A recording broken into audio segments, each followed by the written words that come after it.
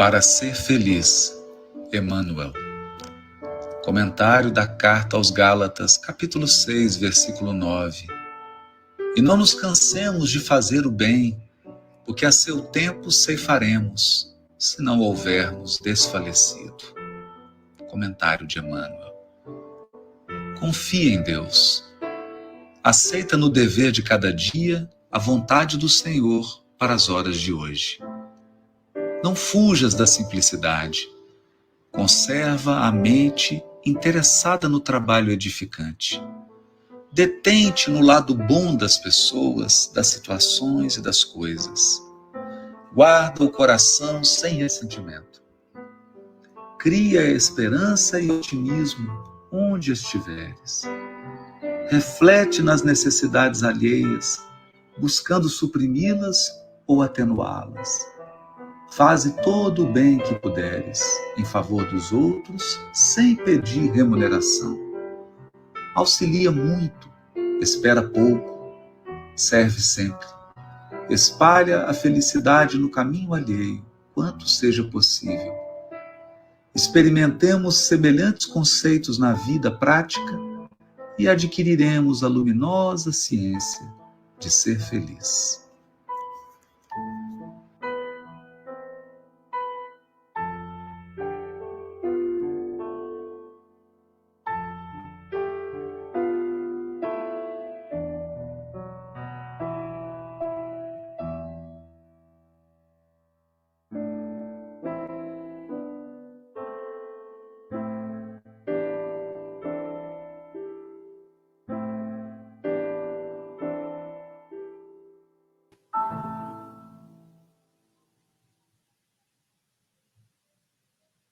Boa noite.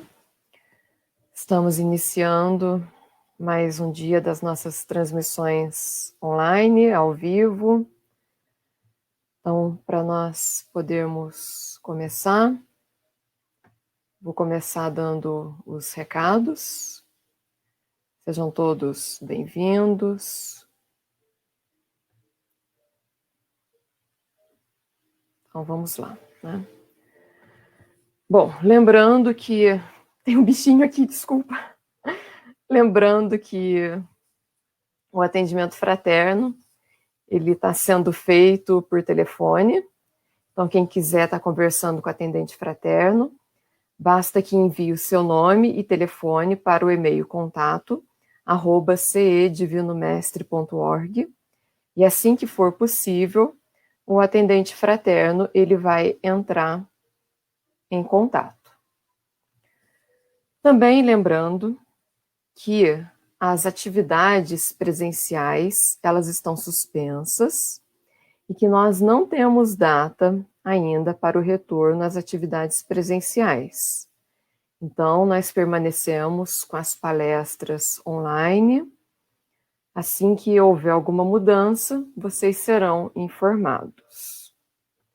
Também lembrando da campanha Acolha uma Família, que agora eles estão pedindo a doação de alimentos não perecíveis, como arroz, feijão, macarrão, mas também você pode estar doando roupas, calçados, utensílios domésticos, o que você tiver que está em bom estado, mas você já não usa, porém outra pessoa pode fazer uso dessas coisas, então você pode estar fazendo a doação delas.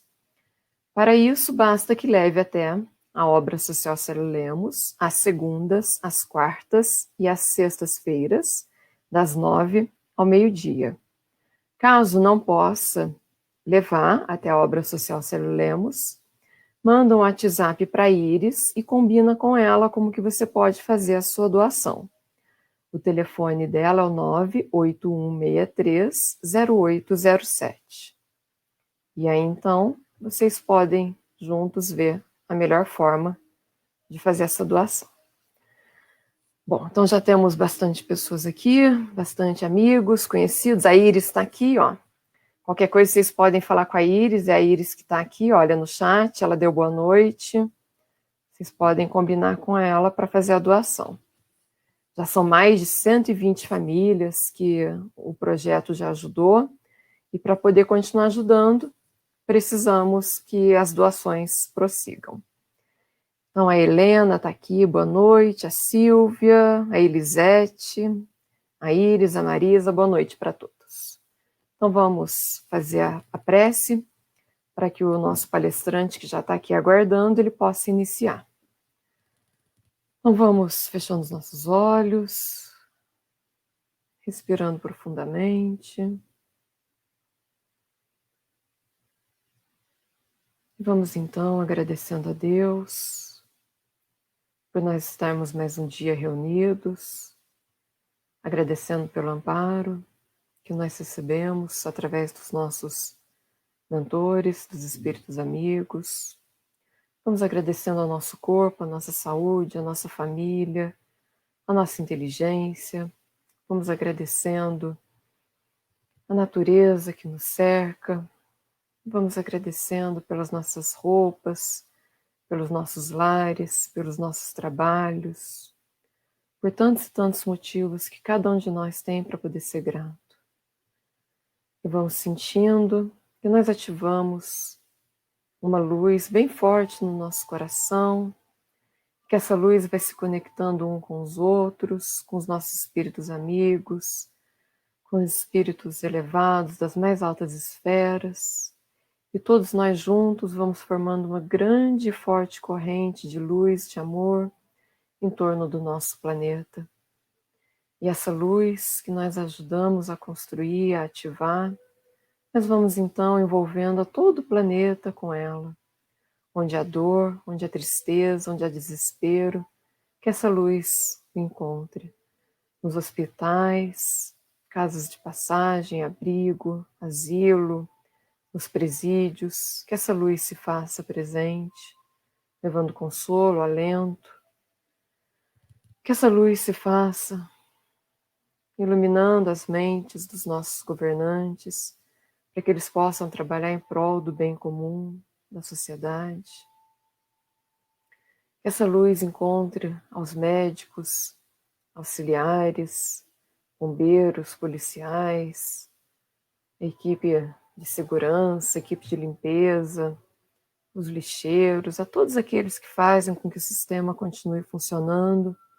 Que essa luz os encontre, os iluminando, os fortalecendo, para que prossigam fazendo o seu trabalho. Que essa luz encontre a todos aqueles que desencarnaram no dia de hoje, as suas famílias, aqueles que foram abortados, os que fizeram aborto. Que essa luz encontre aqueles que se suicidaram, aqueles que estão com ideação suicida. Que essa luz encontre a todos aqueles que estão em desespero. Que essa luz possa chegar até o umbral, as zonas inferiores, e aqueles que estiverem prontos para prosseguir, que sejam envolvidos nessa luz, que os auxilie a ir adiante, aceitando o amparo, o auxílio. Que essa luz encontre a todos nós, a nossa família, os nossos lares, a essa transmissão, ao nosso palestrante, para que tudo possa transcorrer em paz e harmonia nessa noite, e que nós possamos sair dela fortalecidos, amparados, e com mais algum aprendizado. Que assim seja. Então, chamar o Flávio. Flávio, boa noite, seja bem-vindo. Obrigado, Carolina.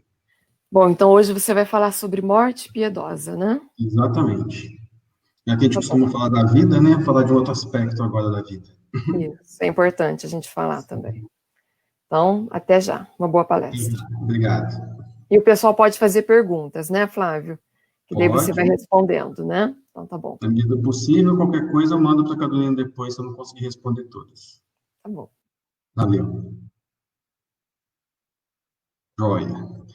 Bom, primeiro, boa noite a todos. Que a paz de Jesus esteja conosco nessa noite e que possamos juntos passar por mais esse tema. Muitos de vocês devem já ter me visto falar sobre a questão do aborto, e hoje a gente vai falar sobre a morte piedosa.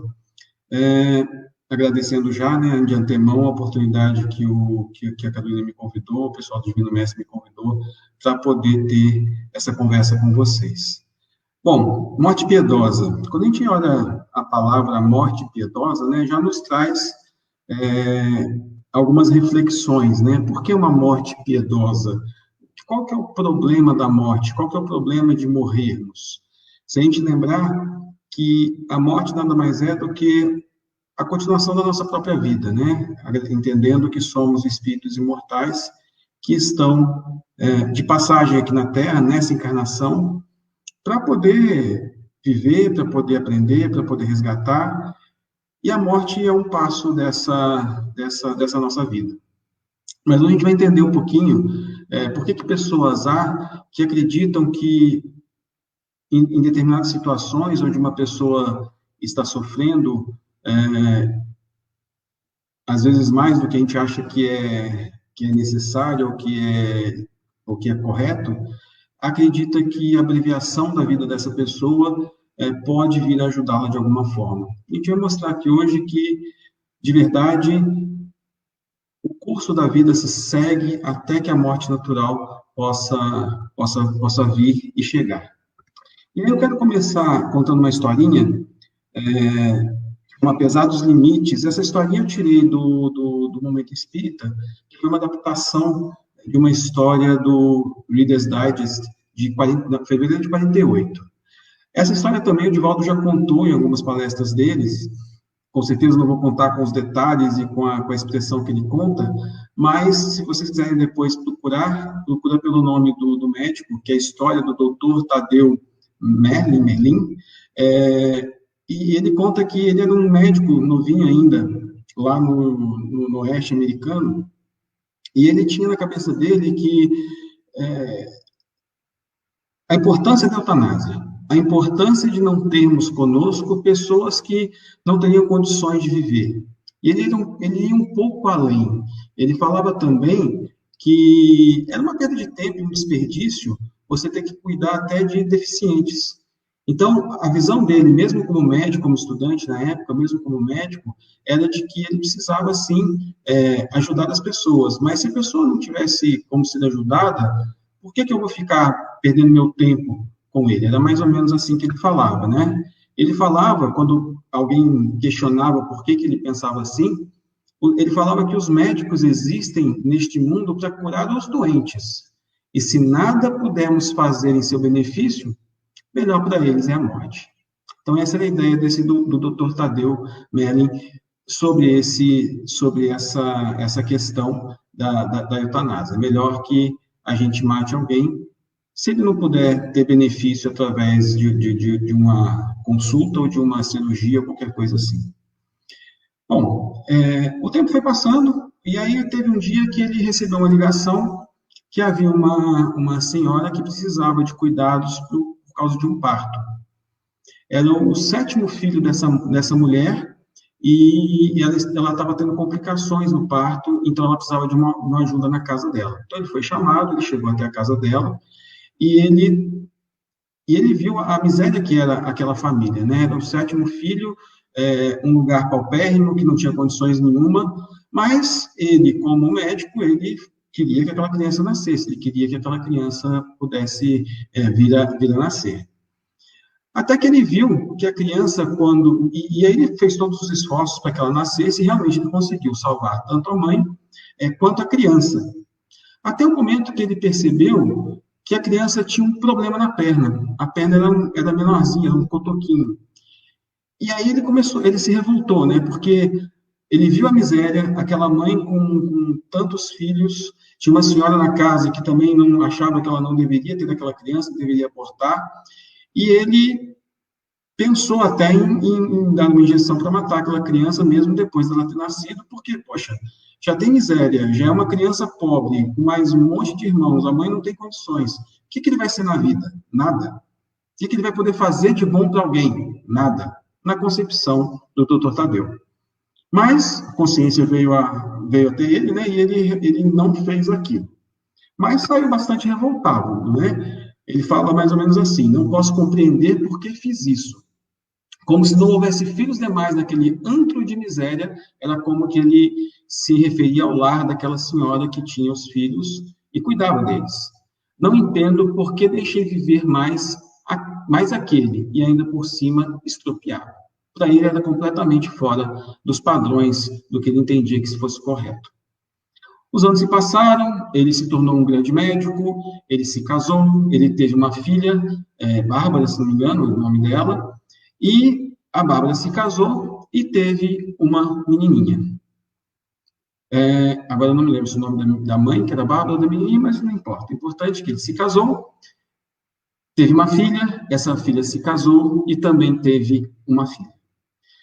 E um dia ele recebeu a triste notícia que, num acidente automobilístico, a sua filha e o seu genro haviam desencarnado e só lhe restava a pequena menina.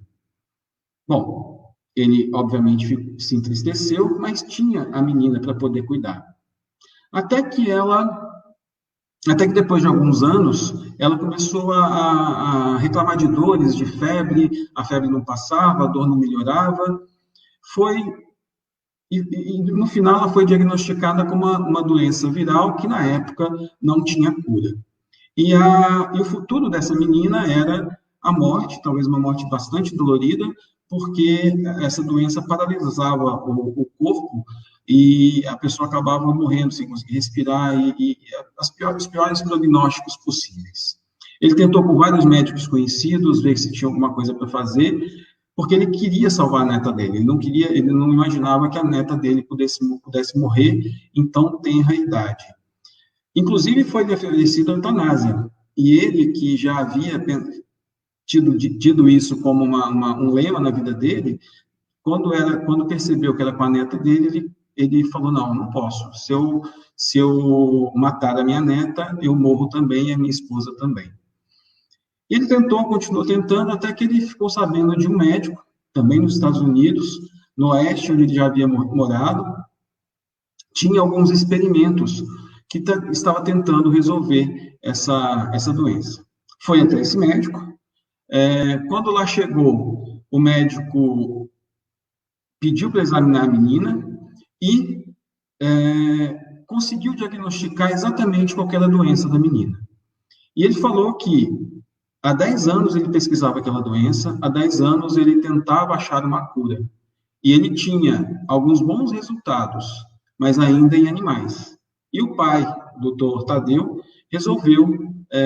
pediu para que ele tratasse a menina também, porque se a chance era pequena dela sobreviver, pelo menos era uma tentativa. E depois do tratamento, que ela podia desencarnar também com o tratamento, mas depois do tratamento houve realmente sucesso e essa menina sobreviveu. E aí chegou uma hora e aí numa das conversas com esse médico que curou a neta dele, ele percebeu que o doutor Tadeu estava olhando muito para a perna curta dele, né, porque esse médico tinha um cotoco também. E ele comentou que essa perna curta faz de mim um igual dos meus doentes.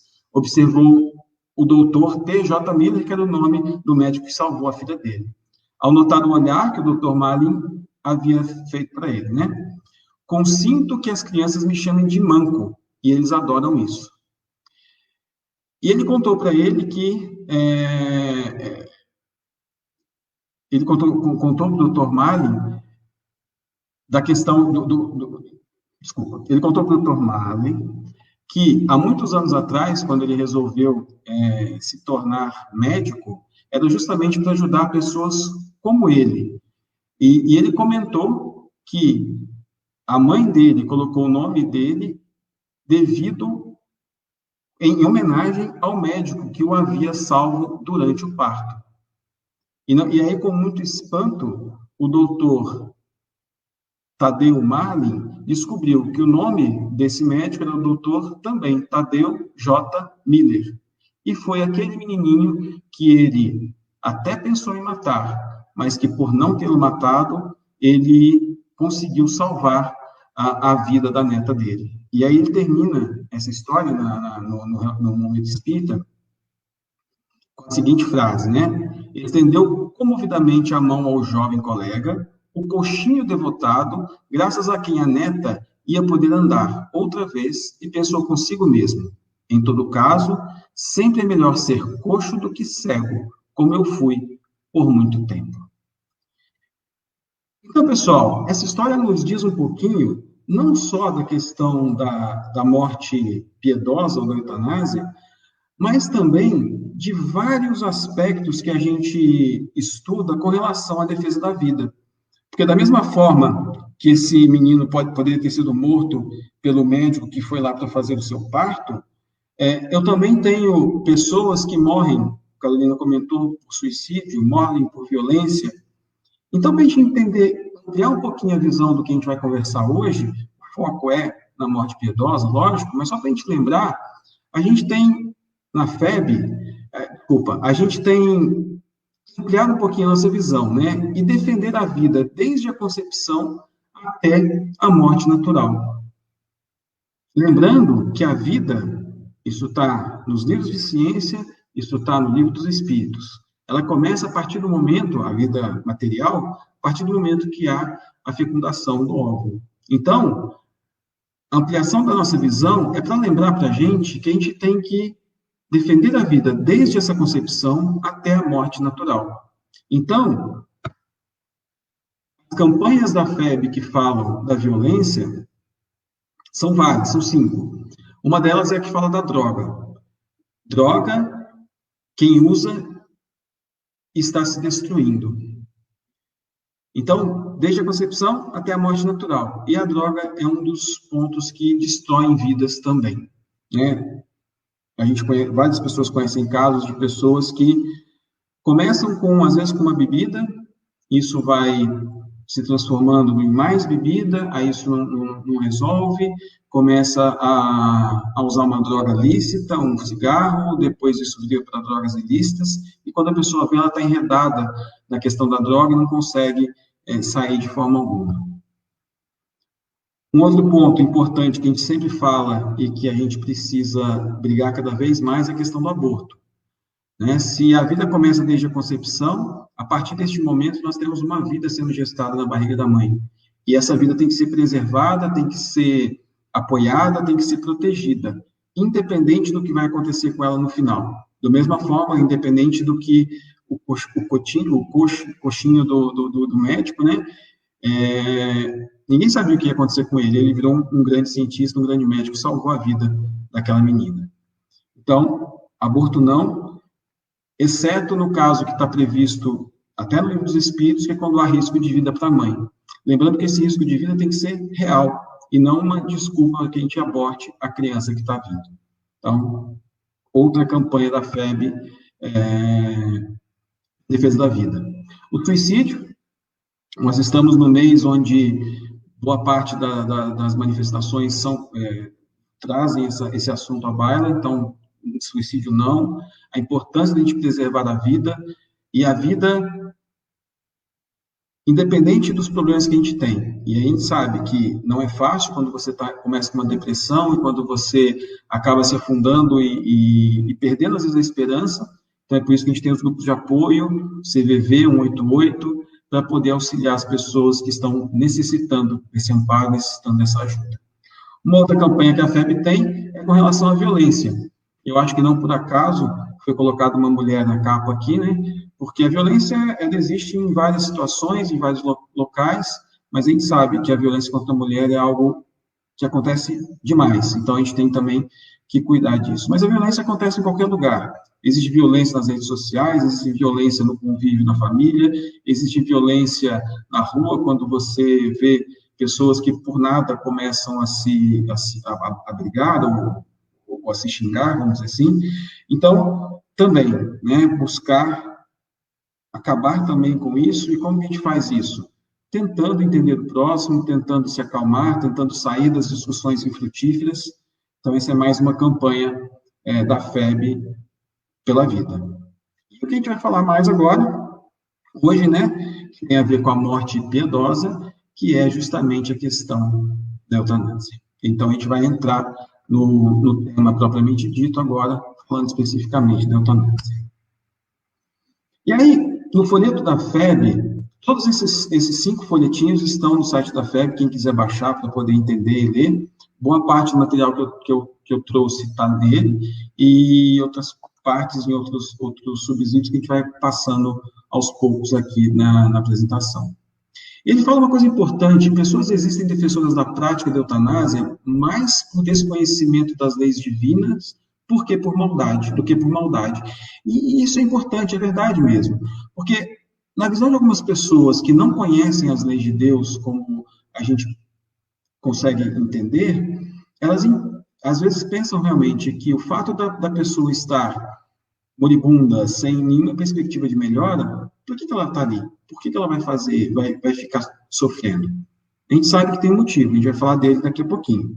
E aí eu gostaria de lembrar, muito importante para o nosso estudo de hoje, na introdução do Livro dos Espíritos, no item 6, Kardec traz um resumo de todos os princípios básicos da doutrina espírita. Eu não vou colocar todos aqui, mas eu vou trazer alguns que eu acho que são importantíssimos para a nossa conversa de hoje. Primeiro é Deus, né? Ser supremo que nos criou, que criou a tudo no universo. Na primeira pergunta, todo mundo deve lembrar: inteligência suprema, causa primária, causa primeira de todas as coisas. Ou seja, acreditamos, como espíritas, na existência de Deus, onipotente, onipresente, todos os atributos que a gente já estudou, mas que nos ama e que nunca erra, né? Deus sempre existiu, vai existir sempre e é o nosso Criador, ou seja, Ele quer para a gente sempre o melhor. Imortalidade da alma, ou seja, nós somos criados por Deus, ou seja, nós tivemos um começo e nós jamais morreremos mais. Então, a nossa alma é imortal e a nossa alma evolui através dos séculos para chegar à perfeição possível para nós que somos criaturas de Deus. Isso também é um conceito bastante importante. Comunicabilidade dos espíritos. Então, a gente tem a capacidade de nos comunicarmos com os espíritos, ou através da mediunidade, que a gente chama ostensiva, que é a pessoa que escreve, que fala, e assim por diante, ou através das inspirações. E essas inspirações podem ser inspirações de bons espíritos que nos auxiliam, ou de espíritos que querem a nossa derrocada. E, com isso, às vezes, nos levar a atentar contra a vida de alguma outra pessoa.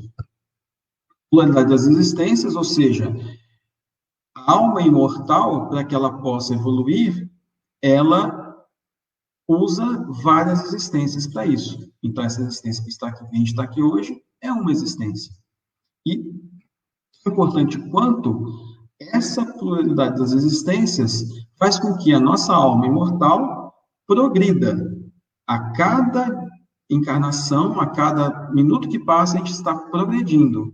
E aí a gente lembra da escala espírita, onde temos espíritos dos mais que estão iniciando a escalada evolutiva, até os espíritos que já são os espíritos puros, os espíritos como Jesus, que veio aqui à Terra e é o nosso governador aqui da Terra, que nos auxilia a cada dia. Então, percebam que tudo isso está muito encadeado. E tudo isso tem tudo a ver com o nosso estudo de hoje. Porque precisamos confiar em Deus, que Deus sabe o que faz. Lembrar que nós somos almas imortais, que temos influências dos espíritos e que a nossa evolução se dá em várias existências. E com isso nós temos essa relação constante, né, através da comunicabilidade dos espíritos, do espírito com os homens. Então, um apanhado muito rápido desses pontos aqui, para a gente poder continuar com a conversa.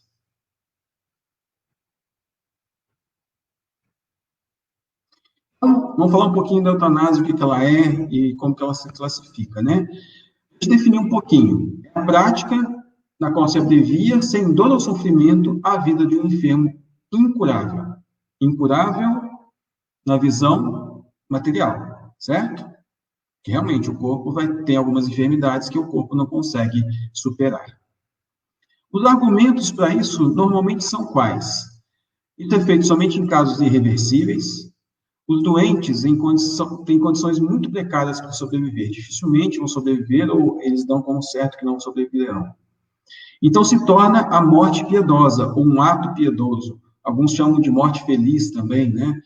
E a morte feliz não tem nada a ver se ela foi via eutanásia ou foi de morte natural. A morte feliz tem a ver com a forma como eu vivi a minha vida aqui na Terra. A gente vai ter alguns trechos, algumas passagens, a gente vai falar disso daí também um pouquinho. Alívio para a família, como se a família achasse aquele doente um estorvo. Infelizmente, algumas vezes acha sim, eu entendo isso, mas o alívio não virá a partir desse ato de eutanásia. E economia, aqui ele não fala de economia da família, mas economia mesmo de recursos, né? Deixar de tratar uma pessoa que não tem condições de sobreviver e gastar o dinheiro, por exemplo, no hospital, com uma outra pessoa que poderia fazer isso, poderia receber e melhorar. Mas, na verdade, quando a gente vê esses argumentos, a gente percebe que demonstra como a gente ainda é materialista, ou como muitas pessoas ainda são materialistas. E, de novo, ignorância da realidade espiritual. Se a gente entende que o sofrimento faz parte da nossa vida, se a gente entende que a gente passa por aquilo, pela necessidade que nós temos, né, a gente entende a necessidade de deixar que a coisa transcorra da maneira correta, sem abreviar e sem estender desnecessariamente, que a gente vai ver um outro conceito também daqui a pouco. E não cabe a nós, jamais, o direito de escolher quem vive, quem não vive, quando que eu tenho que morrer, quando que o próximo tem que morrer, e assim por diante. Isso sempre será desígnio de Deus. Continuando.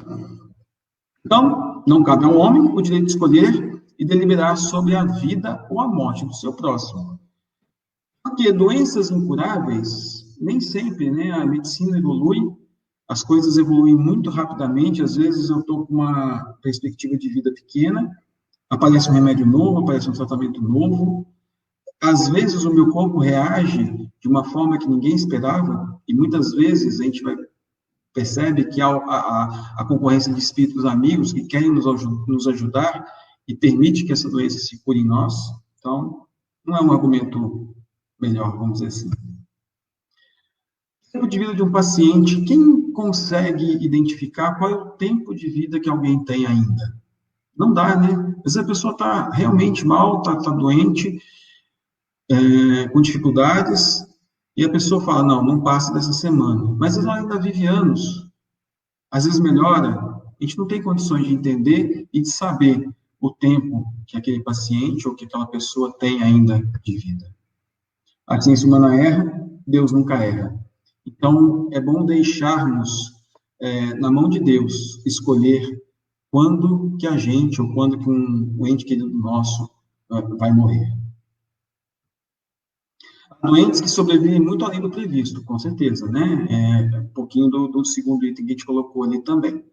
Surpreendem e muito algumas pessoas. Tem um caso dos materiais que eu li, de uma moça que ela tinha 3 filhos, e ela, no parto do 4º filho, aconteceu uma complicação no parto, ela ficou sem oxigênio e acabou ficando em coma. O neném nasceu, o 4º neném nasceu, mas ela não o conheceu, e o menino foi deixado, depois de alguns anos, pelo pai com a família que pudesse cuidar melhor das crianças, porque para ele a esposa nunca mais iria voltar à vida normal, né? Até que depois de cerca de 15, 20 anos, eu não me lembro com exatidão agora, houve um surto de gripe e o médico deu para essa moça que estava em coma um remédio diferente que não se sabe por que direito, ela voltou à vida. Ela voltou à vida normal, né? Ou seja, ela saiu do coma. Interessante que ela reconheceu os filhos, os 4 filhos, principalmente o último, que foi o menininho que, no parto dele, ela entrou em coma. Ou seja, a gente não sabe até quando a gente vai ficar em privado, a gente não sabe até quando a gente vai ficar em coma. Deus sabe. A gente tem que lembrar que, muitas vezes, o sofrimento que nós passamos, pelo qual nós passamos, é sim uma terapêutica divina. A gente, nessa nossa vida, nessas nossas vidas que a gente vem vivendo, já cometemos muitas coisas, já fizemos muitas coisas erradas, já cometemos desvios, já fizemos coisas boas também, já acertamos muito também. Mas existem momentos que a gente vem numa encarnação para poder se reabilitar de algumas coisas. E, às vezes, a questão de uma doença mais prolongada, de um coma mais prolongado, pode nos auxiliar também. Necessidade do espírito, né, para que ele possa, de novo, né, tem a ver com a primeira, resgatar as necessidades que ele tem. Reflexões em momentos de angústia, né, muitas vezes a gente se vê doente, a gente se vê mal numa cama, a gente começa a refletir, entender o que a gente já fez, o que está certo, o que está errado, e quem sabe a partir daí há uma transformação. E mesmo que a gente desencarne, essa transformação que começou naquele momento vai perdurar, porque o espírito, quem refletiu e quem decidiu mudar foi o espírito, né? O corpo pode ir embora, mas o espírito fez a transformação dele. E muitas vezes interrompe essa depuração do espírito que está encarnado. Aquele momento a mais, um minuto que seja mais, um mês a mais, uma semana a mais, pode auxiliá-lo e muito nesse processo. A postura do cristão deve ser sempre em favor da manutenção da vida e de respeito em relação aos desígnios de Deus. E aí, lembrando, desde a concepção até a morte natural. Então, nos compete buscar minorar os sofrimentos de nossos irmãos. Aqui a gente não está falando que a gente tem que largar a pessoa sem cuidados, não é isso, mas também confiar na justiça e bondade de Deus, Ser Supremo, que criou a tudo e a todos. Ampliando um pouquinho essas definições, né? Eutanásia e suicídio assistido. O resultado, infelizmente, é o mesmo, é a morte de uma pessoa, mas a eutanásia normalmente não, ela é praticada por uma outra pessoa, normalmente o médico. O suicídio assistido, mesmo que haja a ajuda de alguém, é o doente que provoca a própria morte. Então, é como se uma pessoa, um médico, preparasse todo o aparato, uma injeção, alguma coisa para que ele desencarnasse, só que quem aplica o remédio é o próprio paciente. Então, essa é a diferença entre os dois. Então, nós temos alguns tipos de eutanásia quanto ao tipo de ação. A ativa, que é quando deliberadamente e sem sofrimento, eu coloquei entre aspas aí, do paciente, alguém provoca a morte. Uma injeção, desligar aparelhos e assim por diante. E temos também a passiva, é quando não há uma ação efetiva para aliviar a morte, mas a pessoa deixa de dar o cuidado necessário para que aquela pessoa possa tentar melhorar ou tentar sobreviver. E o duplo efeito é meio que eu tenho a morte acelerada, mas também é consequência dessa falta de ação médica do paciente. Tem os tipos de eutanásia quanto ao consentimento do paciente. Isso é muito... Vou falar interessante para não falar cruel, vai. Voluntária é quando a morte é provocada atendendo à vontade do paciente, ou seja, se eu ficar em comas, eu quero que vocês façam eutanásia em mim. Então, é uma vontade que o paciente se exprimiu. A involuntária, a morte é contra a vontade do paciente, então é realmente um assassinato, né? Todos aqui são assassinatos, né? A morte fora do período correto, nesse caso, é um assassinato. E nesse caso é pior, né? Que a pessoa não quer morrer, mas eles vão lá e fazem fazem eutanásia nesse paciente. E a não voluntária, que é um pouquinho diferente, que é quando ela é provocada a morte no paciente sem que ele tenha se manifestado, se ele era contra ou a favor. Normalmente é a aprovação da família que faz com que haja a eutanásia, né? Naquele filme, eu esqueci o nome agora, hein? E se fosse verdade, é um filme bem legal, bem água com açúcar, mas é legal. É mais ou menos isso que acontece. A moça médica, ela sofre um acidente e ela fica em coma. E a família é pressionada a fazer a eutanásia. Não vou contar o resto, pode ver que é bem comedinha romântica, mas vale a pena, dá para pensar um pouquinho também. Ainda ampliando as definições, a gente tem também a distanásia, que é um conceito oposto da eutanásia. É quando você procura, com meios inúteis, prolongar cada vez mais a vida do paciente. Ou seja, tudo que você faz a mais não tem condições de realmente trazer ele de volta, né? Eu só estou, muitas das vezes, ampliando o sofrimento dele, né? É diferente do próximo, que é a ortotanásia. Significa a morte no tempo correto, ou a morte natural. Com isso, a gente tenta humanizar esse período da pessoa, da morte da pessoa. A gente não utiliza nenhum meio para abreviar a morte, mas também não toma nenhuma atitude para aumentar essa vida de forma desproporcional, que seria a distanásia. Há uma confusão, inclusive uma palestra para me preparar nesse período sobre a eutanásia, falando que a ortotanásia seria a eutanásia passiva, e não é verdade. Na verdade, a ortotanásia é um método que você deixa o paciente seguir o curso dele, sem abreviar a morte, mas deixando ele o mais confortável possível. E aí eu peguei o posicionamento da AME, que é a Associação Médica Espírita do Brasil, com relação a tudo isso que a gente falou até agora, né? Então, a AME se coloca contra a eutanásia e a distanásia, referendando a escolha de atitudes terapêuticas que permitam a morte natural, que é a ortotanásia, com menos sofrimento e total apoio para o paciente e a família. A gente tem que lembrar, pessoal, que não é só o paciente que sofre, né? A família sofre muito também. Eu imagino como deve ser difícil a gente tem um parente querido sofrendo anos e anos numa cama sem que a gente possa, muda a convivência, e sem que a gente possa, às vezes, fazer muita coisa. Então, a gente precisa do apoio ao paciente e também à família. E se posiciona contra quaisquer formas de violação do direito à vida, que se inicia do ponto de vista físico com a fecundação e cessa na desencarnação. Então, o posicionamento da AME aqui é bastante coerente, é bastante importante. Contra qualquer forma de violação do direito à vida, desde a fecundação até o desencarne. E aí, a gente está falando de todas aqueles 5 campanhas da FEB. Fala-se aqui de violência, onde muitas pessoas morrem, fala de drogas, que morre muita gente também, ou acaba com uma vida que a pessoa vive em função disso, suicídio, aborto e eutanásia. São as 5 campanhas em defesa da vida. Na codificação, o que a gente tem disso daí? Falando disso na codificação. Quando a pessoa se vê diante de si um fim inevitável e horrível, será culpada de abreviar alguns instantes dos seus sofrimentos, apressando voluntariamente a sua morte? Perceba que aqui a gente está falando de várias formas de morrer, né? Está falando de suicídio, de eutanásia, não só do que a gente tem falado agora. E aí, isso é da questão 953. E os Espíritos respondem que é sempre culpado aquele que não aguarda o termo que Deus lhe marcou para a existência.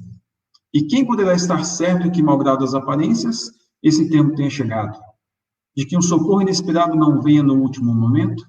Ou seja, os Espíritos já estão respondendo que, sim, devemos esperar o tempo certo na questão 953. Mas Kardec, querendo focar um pouquinho mais a pergunta, insiste um pouquinho mais.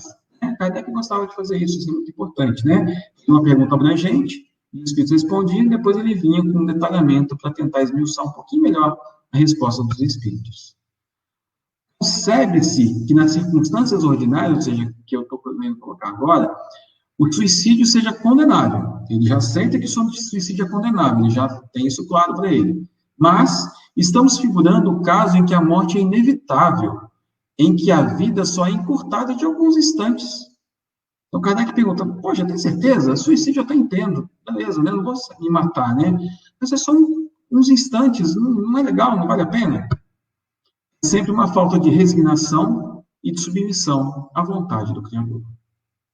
Não adianta, gente. Nós precisamos entender que a vontade de Deus que vai sempre preponderar. Nós temos o nosso livre-arbítrio e as nossas escolhas. Mas, no final, a gente vai seguir aquilo que Deus precisa que façamos. E o melhor de tudo é que o que Deus quer para nós é o melhor. Ou seja, Ele quer que nos tornemos espíritos puros. Ou seja, vamos seguir com Deus que a gente está bem. E para fechar essa questão ainda, 953b, Kardec ainda cutuca. E, nesse caso, quais as consequências desse ato? Uma expiação proporcionada, como sempre, à gravidade da falta, de acordo com as circunstâncias. E olha só que interessante, né? Tudo que a gente lê sempre depende das circunstâncias e da gravidade da falta que foi cometida.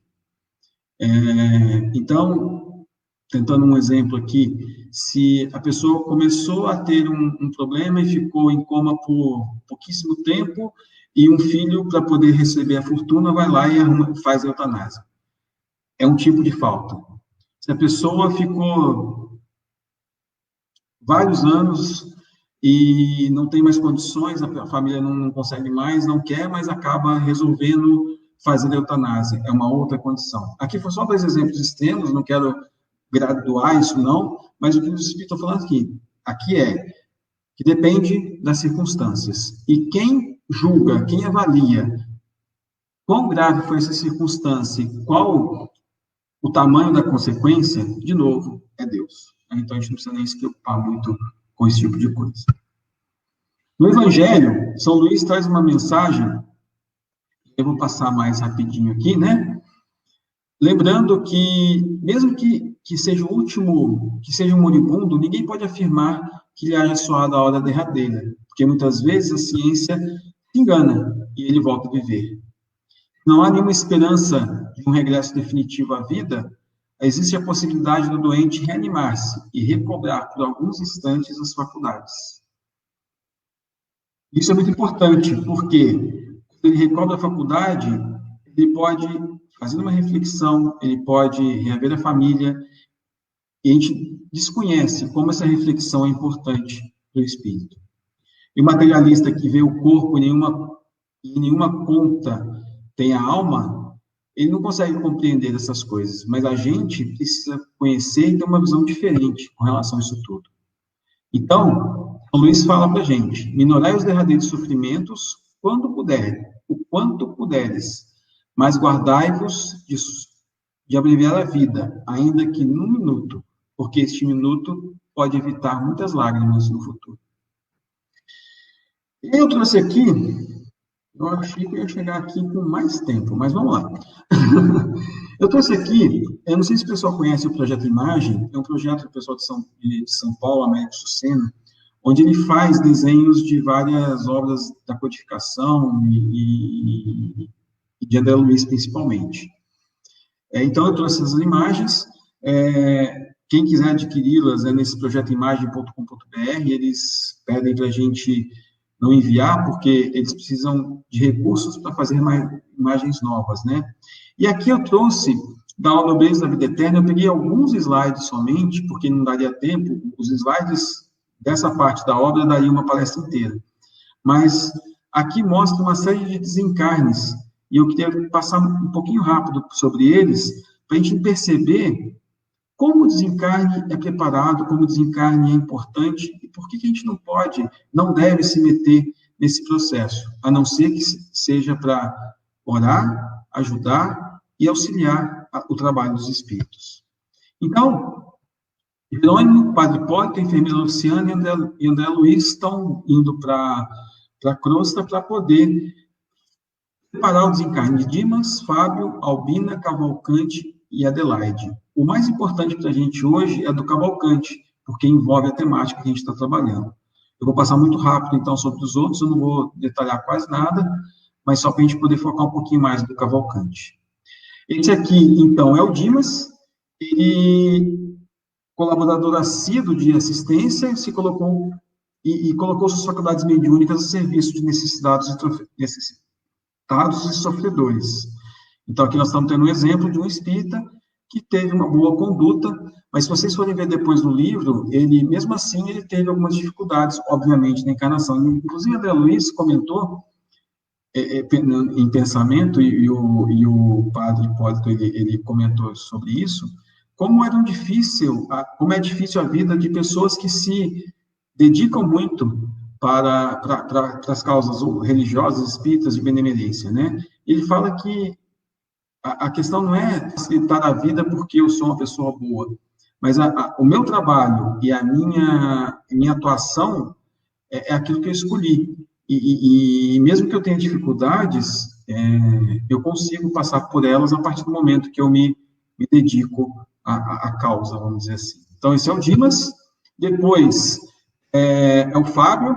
Esse caso é interessante também, que ele está conversando com os 2 menininhos, e ele está falando para eles exatamente o que ele sempre falou. a importância da preparação que a gente tem da família, né, para momentos como esse, falando que ninguém morre e que ele deve desencarnar, mas preparando os meninos para que quando isso acontecesse.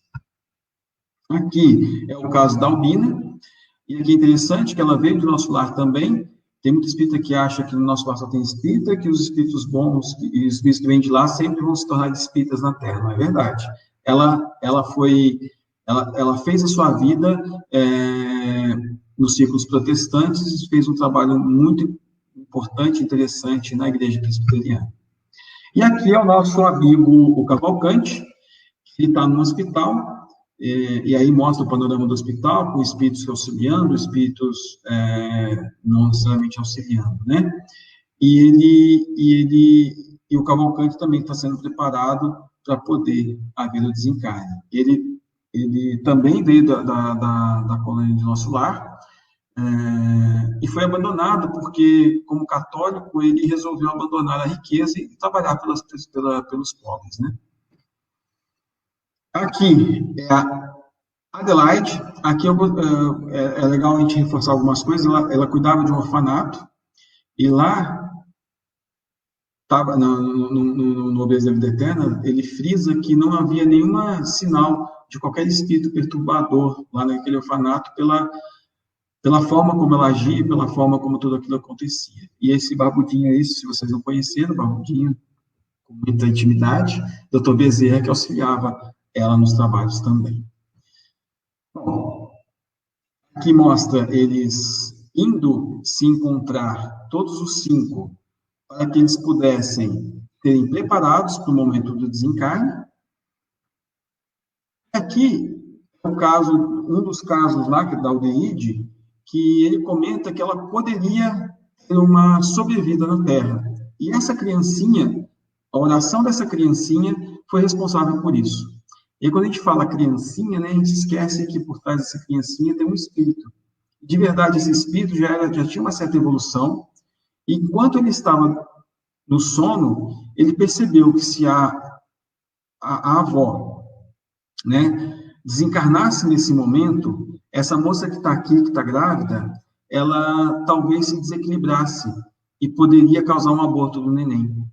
E esse neném que estava vindo era uma companheira dele, que iam trabalhar juntos na obra que a avó estava fazendo. Ou seja, ele solicitou que houvesse uma extensão do período de vida da nossa amiga, para que tudo caminhasse bem e que tudo pudesse acontecer. Isso foi dado, isso foi concedido.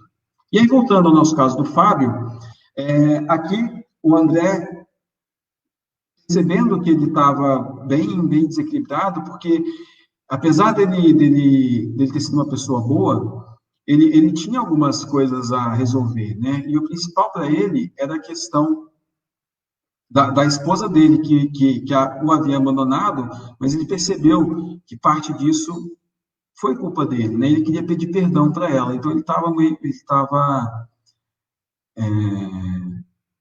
estava desequilibrado também por causa disso, né? E um ponto interessante aqui, que o André pergunta por que não desligar o corpo, já que ele já tinha condições, né? E a frase e o Jerônimo responde com uma frase muito importante: nenhum corte onde possa desatar, ou seja, as coisas têm que ser de forma natural. E aqui eles conseguem trazer a esposa dele, que já estava desencarnada, e nesse momento que ele vê a esposa, ele consegue pedir perdão para a esposa, explicar o que aconteceu, e a esposa também o perdoa. E isso faz com que ele comece a conseguir se desligar do corpo. Na verdade, ele foi ajudado pelo padre também, porque ele precisava começar a perder as forças para poder se desvencilhar do corpo. Mas o que aconteceu? Nesse percurso, onde ele viu a esposa, nesse intercurso onde ele conversou com ela, os médicos viram agitação e falaram que era delírio antes da morte. E aí o médico e a enfermeira vieram para dar o que eles chamam da injeção compassiva. E todo esse processo que estava sendo feito de uma forma natural e vagarosa, acabou tendo que ser tentado ser feito de uma forma muito rápida, o que não aconteceu, e devido à sedação e à morte do Cavalcanti de uma forma não natural, ele precisou de mais 20 horas de trabalho para que pudesse realmente se desvencilhar do corpo dele. Então, apesar de ter sido alguns minutos, o fato dele ter sido feito a eutanásia nele atrapalhou todo o processo dele de desencarne, né? E algumas considerações que a gente tem que lembrar, vou citar algumas aqui. Os espíritos estão encarnados, mas precisa levar sempre em conta a existência do espírito, que é fundamental. A desencarnação é um processo delicado, que muitas vezes se inicia muito antes da morte. A gente vai ver isso no caso do Dimas. Quem quiser ver, procura Desencarne de Dimas. Tem um vídeo no YouTube muito bom que mostra todo esse processo. Se inicia muito antes da morte e se finda algum tempo depois dela, porque muitas vezes a gente fica perturbado, né? A gente precisa de auxílio. E esses 5 casos aqui são de pessoas que fizeram coisas boas na Terra, ou seja, eles tiveram um amparo, tiveram um auxílio, e mesmo assim não foi simples. Então, pessoas que não têm essa conduta reta, muitas vezes são ajudadas também, sempre, mas nem sempre têm esse amparo, essa facilidade que esses 5 tiveram. Não é privilégio, é conquista, que os 5 tiveram pela vida que conseguiram fazer aqui na Terra. E eu vou passar bem rapidinho, nosso tempo está indo embora já, 5 minutinhos. Esse texto está no livro Religião dos Espíritos. E a primeira parte, que para mim é a mais importante. Quando te encontras diante de alguém que a morte parece nimbar de sombra, recorda que a vida prossegue, além da grande renovação. Lembremos sempre disso. Se a gente acha que aquela pessoa precisa desencarnar naquele momento, não é nosso papel, não é nossa decisão, né? Nós precisamos lembrar que nós temos o nosso corpo para receber o nosso espírito e fazer com que o nosso espírito progrida, com que o nosso espírito evolua. E aí, nesse texto também, eu achei bastante interessante que ele fala que nós temos vários tipos de corpos, né? São corpos onde nós temos nosso santuário, que são pessoas que ali estão, são espíritos que ali estão já mais evoluídos, são corpos que viram cárceres, porque o espírito precisa disso, são corpos que viram oficinas, porque o espírito está ali, precisa do trabalho, e assim por diante. São vários tipos de corpos, mas em todos eles palpita a concessão do Senhor, induzindo-nos ao pagamento de velhas dívidas, que a eterna justiça ainda não apagou. Ou seja, a gente usa os nossos corpos por concessão divina, para que possamos, enquanto espíritos, redimir os nossos erros, evoluir e chegar até onde Jesus já está. Para a gente concluir, Satanás é sempre uma forma de homicídio, pelo qual os seus autores responderão no porvir, em grau compatível com as suas causas determinantes. É a questão da proporcionalidade que a gente já viu anteriormente. Quem pratica eutanásia, por melhores sejam as intenções, inclusive piedosas, comete crime de lesa natureza, à vista do instinto de conservação inerente às criaturas de Deus. E nós, espíritas, na verdade, nós temos uma paisagem diferente, mais ampla, mais rica, porque nós conseguimos examinar esse tema de uma forma diferente. Porque a gente conhece as consequências morais, espirituais, psíquicas desse ato, porque a gente está indo contra as leis divinas. Então, na verdade, a eutanásia não é uma morte sem sofrimento, mas uma demonstração da nossa indiferença pelo ser humano, porque o ser humano é muito mais que aquele corpo. E para a gente refletir sobre toda a questão da vida, também do momento espírita, eu trouxe algumas coisas que eu acho que são importantes a gente pensar. Pensando que Deus é a inteligência suprema do universo, lembrando, né, Deus, né, a primeira coisinha que a gente lembrou do Kardec lá, Criador de todas as coisas, o homem, crendo-se mais inteligente, mais sábio que a própria divindade, toma decisões equivocadas, que só conduzirão as valas da desdita. Às vezes, pensando que Deus está dormindo, fazendo o nosso orgulho, o nosso egoísmo, tomamos decisões que não nos dizem respeito. Achamos suficientemente sábio para deliberar sobre a eutanásia, interrompendo a vida antes que Deus o faça. Nos temos inteligente bastante para provar o abortamento criminoso, antes de pensar de quem dá vida é o Criador. Admitindo-se mais onipotente que Deus, decreta a esterilização em massa de homens e mulheres, que a gente vê por aí, já viu muito, e eu acho que ainda existe. Por tudo isso, a humanidade terá que responder, mais cedo ou mais tarde, diante de Deus. Então, o homem sábio realiza a cirurgia intrauterina, corrigindo a malformação do feto, fazendo das próprias mãos uma extensão das mãos de Deus e auxiliando as criaturas, como hoje existe, de cirurgias dentro da barriga da mãe. O pseudo-sábio prefere eliminar do ventre materno o bebê com deformidades, porque pensa que Deus não sabe o que está fazendo. E ainda pior, pessoa azar, que resolvem tirar o bebê da barriga da mãe simplesmente porque acham que não querem.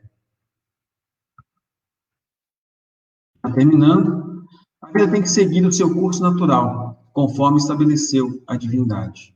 Mulheres e homens que necessitam da esterilidade já nascem com ela. Ninguém precisa fazer nada para que isso aconteça. Crianças que não devem nascer são abortadas naturalmente. E os doentes que não necessitam mais de sofrimento desatam-se do corpo como uma frágil vela que se apaga. Desenlace e não rompimento. Para tudo isso, Deus não necessita da ajuda dos homens, mas solicita, sim, o concurso desses na preservação da vida. Isso sim, o homem pode e deve fazer. Defendamos então a vida, meus queridos. As campanhas da FEB estão aí para nos ajudar. A vida é um bem primoroso, importantíssimo, que a gente deve defender sempre, desde a concepção até a morte natural. Se vemos alguém que está em dúvida se vale a pena viver, se está em dúvida se vale a pena ter um filho, se está em dúvida se vale suportar mais não sei quantos anos aquele doente, que nunca vai sair daquele estado, vale a pena. Vale a pena lutar contra as drogas e a violência, porque a gente precisa defender a vida, independente de qual seja, e por todos os aspectos que a gente viu aqui hoje, e podemos ver de outras formas também. Eu agradeço, mais uma vez, a oportunidade, e estou disposto a outros temas que a gente possa conversar sobre a defesa da vida sempre. Ok? Carolina? Flávio, muito obrigado. Você não faz a prece para a gente? Faço, e eu tinha preparado uma música, então eu vou usar a música como prece, tudo bem? Bem. Então, a música se chama Raízes. Vou pegar só o violão, para a gente poder terminar. Que a gente pense sempre na vida de cada um, na nossa vida, e possamos fincar raízes na defesa da vida de todos.